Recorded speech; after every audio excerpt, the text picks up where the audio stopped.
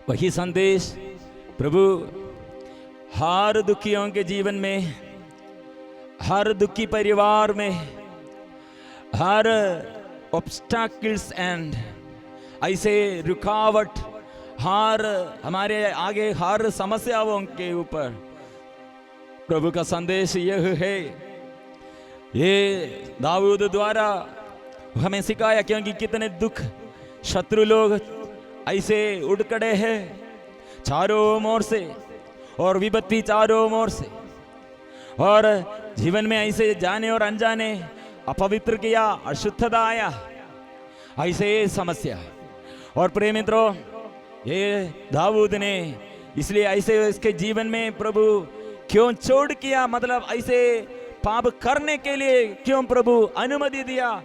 शायद प्रभु ईश्वर है तो वो पाप से बचाने के लिए, पाप ना करने के लिए ईश्वर शक्तिशाली है, तो ये दाऊद के हाथ पकड़कर वो पाप नहीं करने के लिए इनकार नहीं किया, क्यों अनुमति दिया है? ऐसे सोचते हैं। प्रिय मित्रों, हमारे प्रभु दुख में, हमारे दुर्बलताओं में बल देने वाला है, ये समझना है। ये समझने के लिए हमें ऐसे रास्ते में, ऐसे सिचुएशन में इब्राहिम को बुलाया, लेकिन बहुत दुख के दिन, बहुत संकट के समय, बहुत परेशानियों के बीच में उसका जीवन, बड़े बूढ़े पति और पत्नी बड़े बूढ़े हैं, बच्चा नहीं है। प्रभु ने कहा मैं आशीर्वाद दूंगा। इसलिए ये आशीर्वाद देने के लिए प्रभु ने जो हमसे बताया, वो वादा, एक प्रोमिस की ओर चलना है, और ये चलने के लिए और दर्शन देता है। इसलिए दर्शन में लक्ष्य रखकर, ये दर्शन, ये याद करना, मेरे लिए प्रभु ने क्या दर्शन दिया है, मेरे जीवन में क्या भविष्य के बारे में क्या बताया है, तो दूसरे लोग द्वारा होगा, स्वप्न में होगा, और घटनाओं द्वारा होगा। प्रिय मित्रों, यह नष्ट नहीं करना, ये लक्ष्य ये समाप्त नहीं करना, ये लक्ष्य में हम पहुंचना है, और लक्ष्य हमारे ऐसे लक्ष्य प्राप्त करना, विजयी ऐसे हम प्राप्त करना, क्योंकि अपने अभिषिक्तों को प्रभु, अपने दासी दासों पर प्रभु ऐसे आत्मा अभिषेक प्रदान किया है। इसलिए प्रभु ने अभिषेक के बारे में ये मनन चिंतन करने के लिए हमको ये मौका दिया है। प्रिय मित्रों, ये केवल एक व्यक्ति नहीं, घर के और हमारे देश के, हमारे चर्च के और लोग, सब लोग ये समझना, ये मानना, क्योंकि प्रभु ने अपने ये दुख के समय, याकूब का इस संकट के समय, स्तोत्र ग्रंथ 20 में हम पढ़ते हैं, याकूब के समय, संकट के समय प्रभु आपकी प्रार्थना सुने, याकूब के ईश्वर का नाम आपकी रक्षा करे, ओ मंदिर में से आपकी सहायता करे, सियोन पर्वत पर से आपको संभाले, ये आपके चढ़ावों को स्मरण रखे, आपकी होम बलि स्वीकारे, आपके सब मनोरथ पूरा करे, आपकी समस्त योजनाएं सफल बनाए। जब हम आपकी विजय के कारण तालियां बजाएंगे और अपने ईश्वर के नाम पर ध्वजाएं फहराएंगे, विजय का डंडा फहराएंगे, मतलब हम आज के संकट में प्रभु हमें दिखाते हैं, बेटा बेटी, मैं तुम्हारे जीवन में ये रात के समय आकाश की ओर देखो, मतलब आपके अंधेरा जीवन में, ये परेशानी के समय, अकेलापन में क्या हो गया है, थारो आत्मा के अभिषेक, इतना अच्छा दृश्य है, प्रकाश का ईश्वर है, वो प्रकाशमान है, हमें प्रकाशन, इसलिए प्रकाश से आलोकित करते हैं, प्रकाशित करते हैं, दुख में ना रहो। ये दर्शन में आप, ये अंधेरा के समय प्रभु आपसे, ये दुख के समय आपसे प्रभु क्या संदेश देता है, आपको प्रभु क्या संदेश देता है, ये समझ लो, ये समझ लो। क्योंकि ये अभिषेक के बारे में जब मैंने शुरू किया, ये बात शुरू किया, ये सब संकटों के बीच में प्रभु के ये संदेश देने के, संकट के समय, मतलब जब हम अभिषेक प्राप्त किया, कितने शक्ति से एलीशा ने एलिया ने और ऐसे नबियों ये अभिषेक प्राप्त किया, लेकिन यह अभिषेक दूसरा कोई नहीं समझते हैं।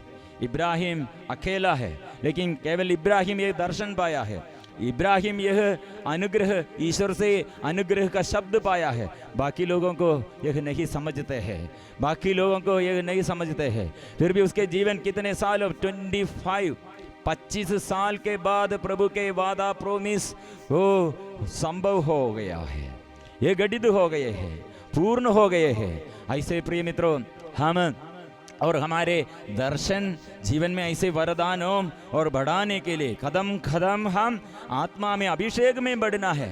इसलिए यह सब्जेक्ट हमको एक दिन में हमको बोल नहीं सकते, एक महीना में हमको बोल नहीं सकते, ये लंबा सब्जेक्ट है। ये मनन चिंतन करने पर हमारे घर, हमारे जीवन कितने अनुग्रहमय जीवन और ऐसे परिणाम ऐसे परिवर्तित हो जाएगा, ऐसे ट्रांसफिगरेशन परिस्थिति बदल जाएगा। ये हम स्वीकार करना चाहिए प्रिय मित्रों। इसलिए फिर हम प्रार्थना करेंगे। कितने दुखी लोग संकट में, रोग बीमारी में और बड़े बड़े परेशानी में, प्रिय मित्रों अभी याद करेंगे, प्रभु के पास लेके आएंगे। हमारे ये प्रार्थना द्वारा, ये प्रार्थना के बीच में हम दूसरों को अभी याद करेंगे, क्योंकि क्यों प्रभु हमको अभिषेक देता है। मेरे लिए प्रभु सबसे पहले ये कितने में एक केवल 16 और 17 उम्र में मैंने एक दर्शन पाया, पत्ते, 2 पत्ते, वो पत्ते, इसमें क्या दर्शन था, ये दर्शन में क्या अर्थ था, वो चंगाई का वरदान। मतलब ये पूरा हमको समझ में नहीं आते हैं। ये पत्ता उस दिन वो दर्शन में ये वजन का व्याख्या ऐसे मिला, यह पत्ता क्या के लिए, चंगाई के लिए है।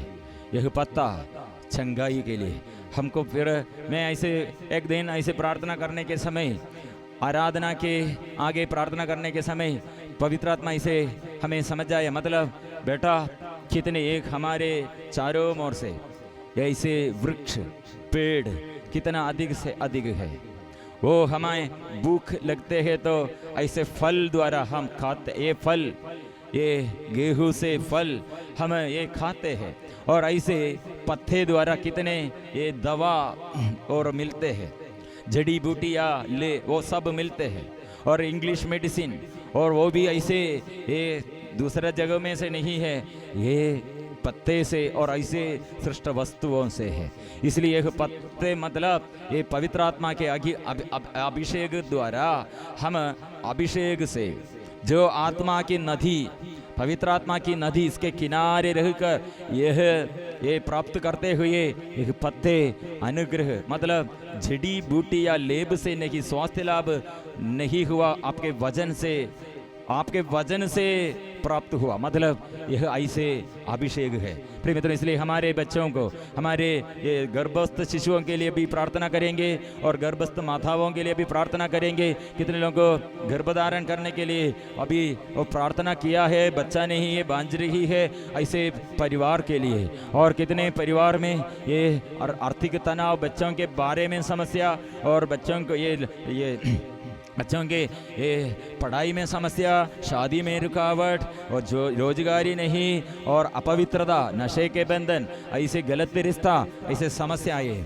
और प्रिय मित्रों अभी हम समर्पण करेंगे। शांति का ईश्वर शीघ्र ही शैतान को आपके पैरों तले खुजल देगा, क्योंकि प्रभु का शक्ति और प्रभु का सामर्थ्य हम स्वीकार करेंगे।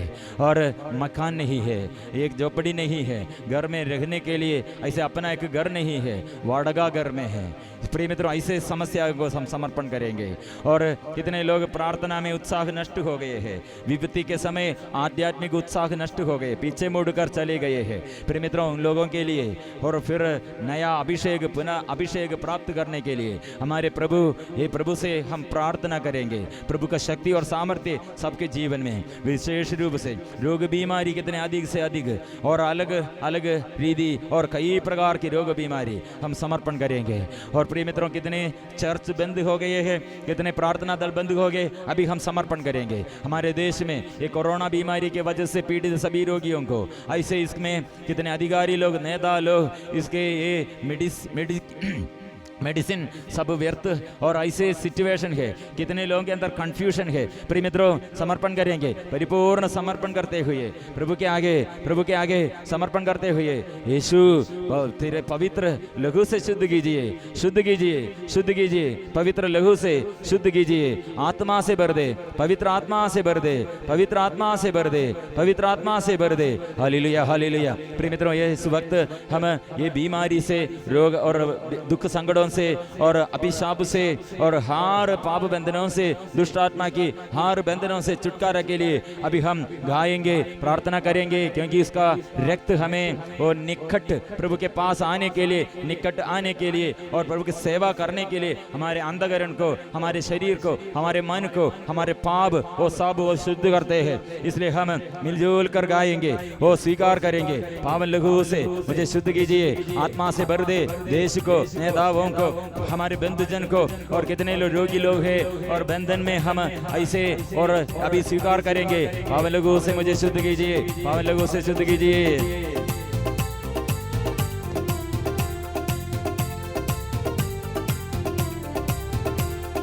पापों से मुक्ति मिले, पापों से मुक्ति मिले, रोगों से चंगाई मिले, रोगों से चंगाई मिले, विपत्तियों से छुटकारा मिले, विपत्तियों से छुटकारा मिले, सारे बंधन से छुटकारा मिले, सारे बंधन से छुटकारा मिले, रोग बीमारी से चंगाई मिले, रोग बीमारी से चंगाई मिले, दुख संकट से शांति मिले, दुख संकट से शांति मिले, निराशाओं से छुटकारा मिले, निराशाओं से छुटकारा मिले, नशा के बंधन से छुटकारा मिले, नशा संगत से छुटकारा मिले, लड़ाई झगड़ा से छुटकारा मिले, लड़ाई लड़ा से छुटकारा मिले, कोप क्रोध से छुटकारा मिले, कोप क्रोध से छुटकारा मिले, वासनाओं से छुटकारा मिले, वासनाओं से छुटकारा मिले, छुटकारा मिले, छुटकारा मिले, छुटकारा मिले, छुटकारा मिले, स्पर्श मिले, स्पर्श मिले, स्पर्श मिले, स्पर्श मिले, प्यार प्रभु से हो जाए, प्यार प्रभु से हो जाए, हो जाए, प्यार प्रभु से हो, शांति मिल जाए, शांति प्रभु से मिल जाए, शांति मिल जाए, शांति प्रभु से मिल जाए, शांति प्रभु से, चंगाई, चंगाई प्रभु से मिल जाए, चंगाई प्रभु से मिल जाए, पावन लहू से दो देह में, पावन आत्मा से भर देह में, पावन लहू से दो देह में, पावन आत्मा से भर देह में, पावन लहू से दो देह में, पावन आत्मा से भर देह में, पावन लहू से दो देह में, पावन आत्मा से छुटकारा, छुटकारा। हालेलुया, हालेलुया, हालेलुया, हालेलुया। प्रभु स्पर्श कीजिए, वो शुद्ध कीजिए, प्रभु आत्मा से भर दे, अभिषेक भर दे, अभिषेक भर दे। हालेलुया, हालेलुया। प्रभु, प्रभु, एक प्रार्थना हम स्वीकार करते हैं, पवित्र परम प्रसाद के और हम सदा हमारी दृष्टि और हृदय ऐसे लगे हुए, जीवन ऐसे प्रभु पर लगे हुए। ऐसे समस्या आया, वह दाऊद ने क्या कहा, मैं यह चाहता हूँ प्रभु दर्शन, यह दर्शन के लिए मैं, यह मेरा अभिलाषा है आपके साथ और आपके मंदिर में रहने के लिए, आपके चेहरा, आपके दर्शन देखने। हे इब्राहिम को प्रभु ऐसे दर्शन देते देते सहारा दिया और प्रोत्साहन दिया और आगे चला। हमें भी प्रभु ये दुख के समय, विपत्ति के समय, देते हैं अनुग्रह, अभिषेक देते हैं पवित्र परम प्रसाद के आगे धन्यवाद देते हुए। पवित्र परम प्रसाद की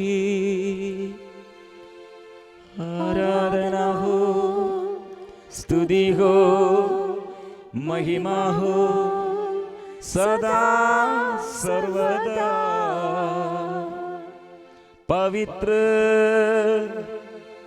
परम प्रसाद की आराधना हो, स्तुति हो, महिमा हो सदा सर्वदा। पवित्र परम प्रसाद की आराधना हो, स्तुति हो, महिमा हो सदा सर्वदा।